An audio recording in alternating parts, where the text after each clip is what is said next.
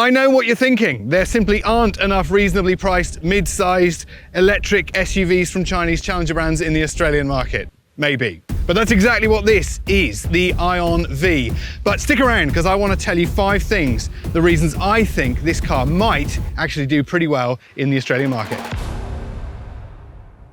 This car has what GAC calls a sofa bed mode. You've got to take these headrests out, insert elevator music. Oh my God.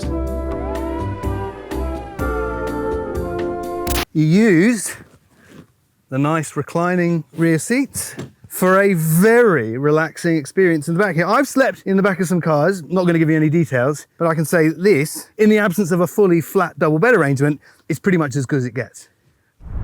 There are 2 grades available, the premium and the luxury. If you go for the luxury, you get a few extra cool features like this central compartment. Not unusual. It's not unusual in some higher grade vehicles to find a refrigerated compartment in there, such as the Toyota Land Cruiser, but this is heated as well. But it's not just heated and cooled.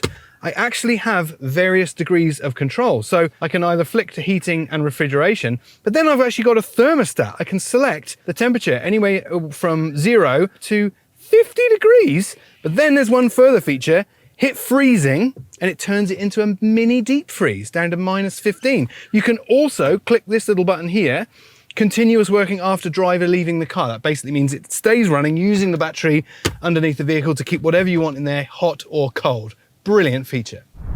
You get heaps of equipment included in the price. Standard, you get that massive 14.6-inch central touchscreen. Also, a skinny little digital driver's instrument cluster, very nice. You don't get a head-up display, but you do get wireless device charging for one device, wireless connectivity for smartphones, heating and ventilation for both the front seats, heated steering wheel, although it's not covered in leather, real leather at the entry point, a huge panoramic roof, and loads of other inclusions as well. And if you go up to the luxury, you get a few more extra bonus pieces for another $2,000.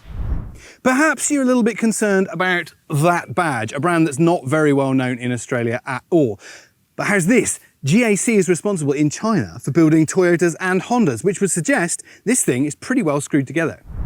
But let's talk about the all-important crucial figures. This vehicle has a 75 kilowatt-hour lithium-ion battery, which is a pretty decent size, but it sends all of its energy to the front wheels and a single electric motor only, so no all-wheel drive. Power and torque, reasonable at 150 kilowatts and 210 newton meters, but all that means the weight stays low for a range of 510 kilometers, which is excellent, and the price is low. So what if I told you this vehicle starts at just over $42,000? That, in my mind, makes it better value than the Leapmotor C10, the Geely EX5, and the BYD Atto 3. And that's exactly why I think this car has a chance, even though it's very late to the Australian market, to go down rather well.